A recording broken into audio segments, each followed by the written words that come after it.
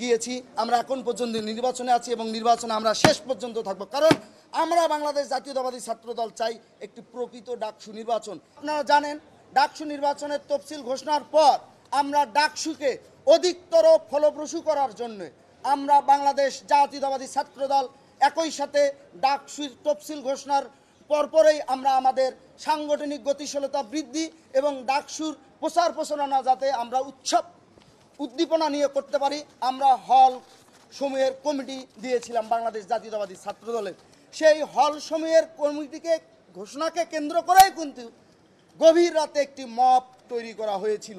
সেই মবটি আমরা বাংলাদেশ জাতীয়তাবাদী ছাত্রদল ঢাকা বিশ্ববিদ্যালয়ে প্রাচ্যের অক্সফোর্ড করত।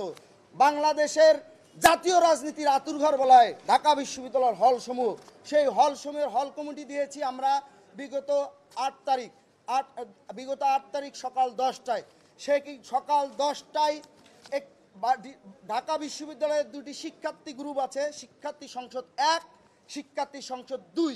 সেই শিক্ষার্থী সংসদ গ্রুপে সকাল থেকে উস্কানি দিতে দিতে দিতে রাত 12টার সময় সেই উস্কানি সফল করার অর্থাৎ মবকে ক্রিয়েট করে বাংলাদেশ জাতীয়তাবাদী ছাত্রদলের গতিপথকে রোধ করার জন্য চেষ্টা করেছে।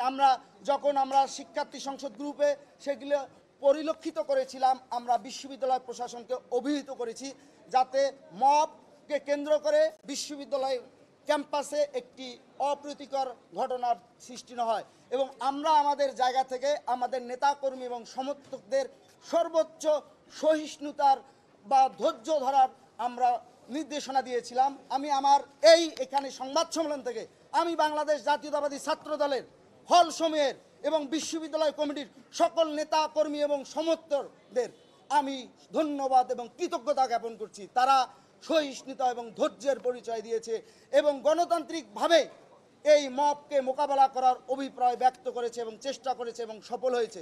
যাই হোক, এই মবকে কেন্দ্র করে যখন একটা উদ্দেশ্য প্রণোদিত গোষ্ঠী এই মবকে কেন্দ্র করে যখন বাংলাদেশের সর্বোচ্চ বিদ্যাপীঠের ক্যাম্পাসকে একটি বিরাজনীতিকরণের দিকে এগিয়ে নিয়ে যাচ্ছিল, তখনই বিশ্ববিদ্যালয়ের দুজন দায়িত্বশীল ব্যক্তি, মাননীয় ভিসি মহোদয় জনাব নিয়াজ আহমেদ খান, মাননীয় প্রো ভিসি মহোদয় এবং মাননীয় প্রক্টর মহোদয় এবং মাননীয় প্রো ভিসি ম্যাম ওখানে উপস্থিত ছিলেন।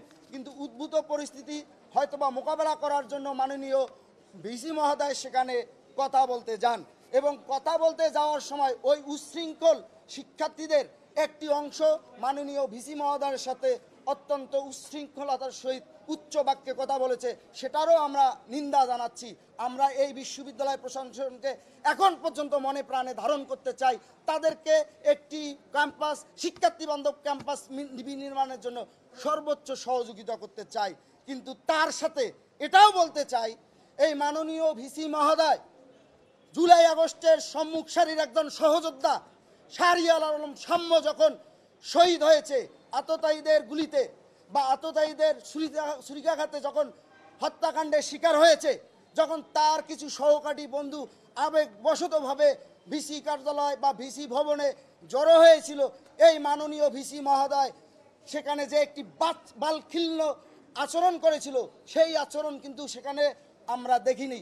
আমরা সেখানে তাকে বালখিল্য আচরণ করার জন্য উৎসাহিত করি নাই, তাকে আমরা তার দায়িত্বশীল আচরণ করার জন্য আমরা বলেছিলাম। কিন্তু তিনি কিন্তু ওইখানে সাধারণ শিক্ষার্থীদের মবকে কেন্দ্র করে একটা সুন্দর স্বাভাবিক সিদ্ধান্তে আসতে পারেনি।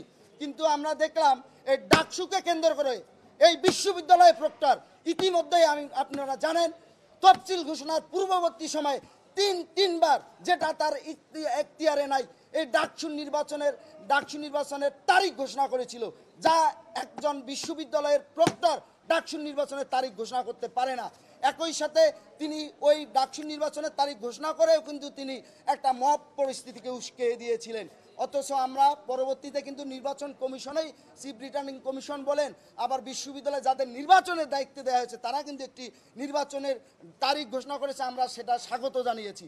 যাই হোক, সেখানেও আমরা দেখতে পেয়েছি যখন মাননীয় ভিসি বিশ্ববিদ্যালয়ের সর্বোচ্চ অভিভাবক ওই রকম একটা পরিস্থিতিকে থামাতে পারেনি, আগ বাড়িয়ে এই প্রক্টর ওইখানে হ্যান্ড মাইকটি হাতে নিয়ে একটি একটি অসাংগঠনিক অদক্ষ আচরণ করে বা অদক্ষতার সহিত একটি ঘোষণা দিয়ে বসলো যে বিশ্ববিদ্যালয়ের হল সমূহে ছাত্র রাজনীতি থাকবে না, যেটা তার ইখতিয়ারে নাই, আইনও তাই বলে, তিনি ওটা বলতে পারেন না, তিনি বলেছেন। এবং সেই পরিস্থিতিকে কেন্দ্র করে কিন্তু এই বিশ্ববিদ্যালয় প্রশাসন আবার শিক্ষার্থীদের মধ্যে, যেখানে আমরা বাংলাদেশ জাতীয়তাবাদী ছাত্রদল সবসময় বলে এসেছি যারা প্রকৃত সাধারণ শিক্ষার্থী তাদের যাতে ক্যারিয়ার গঠনের পরিবেশ নিশ্চিত করা হয় সে ব্যাপারে বাংলাদেশ জাতীয়তাবাদী ছাত্রদল সবচেয়ে ইতিবাচক ভূমিকা পালন করবে। একই সাথে যারা আমরা রাজনীতি করি তারা যাতে ইতিবাচক রাজনীতি এবং রাজনীতিতে যে গুণগত মানের পরিবর্তনের কথা বলি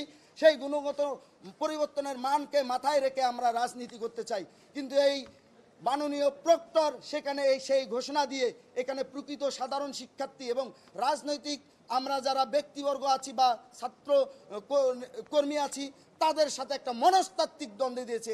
এই অবস্থায় কিন্তু একটা সুষ্ঠু সমাধান না করে আজকে যখন নির্বাচনের এত কিছুর পরও আমরা নির্বাচনে গিয়েছি, আমরা এখন পর্যন্ত নির্বাচনে আছি এবং নির্বাচনে আমরা শেষ পর্যন্ত থাকবো, কারণ আমরা বাংলাদেশ জাতীয়তাবাদী ছাত্রদল চাই একটি প্রকৃত ডাকসু নির্বাচন। এই যে এত যে তিনি সেই সময় তফসিল পরবর্তী সময় একটি নিরাপত্তা বলয়ের ব্যত্যয় হলো সেটা দৃশ্যমান কোনো পদক্ষেপ না নেওয়ার দরুন আজকে বাংলাদেশের সর্বোচ্চ বিদ্যাপীঠের ঐতিহ্যবাহী ফজলুন্নেসা মুসলিম হলের মুজিব হলের শিক্ষার্থী বোনেরা যখন আমার মনোনয়ন ফর্ম সংগ্রহ করতে গেছে তারা কিন্তু একটি বিরূপ পরিবেশের সৃষ্টি হয়েছে। এখন এই নির্বাচন কমিশনের অনেকে তাদেরকে ফর্ম সংগ্রহ করার জন্য অনুরোধ করছে, কিন্তু তাদের যে মানহানি হলো, তারা যে ট্রমার মধ্যে পড়লো, এই ট্রমা কিভাবে নিবারণ করা যাবে তার কোনো কি ব্যবস্থা আছে? মনস্তাত্ত্বিক কোনো মন্ত্র বা তন্ত্র আছে? সবাইকে ধন্যবাদ। এই বিষয়গুলো আপনারা অবশ্যই তুলে ধরবেন।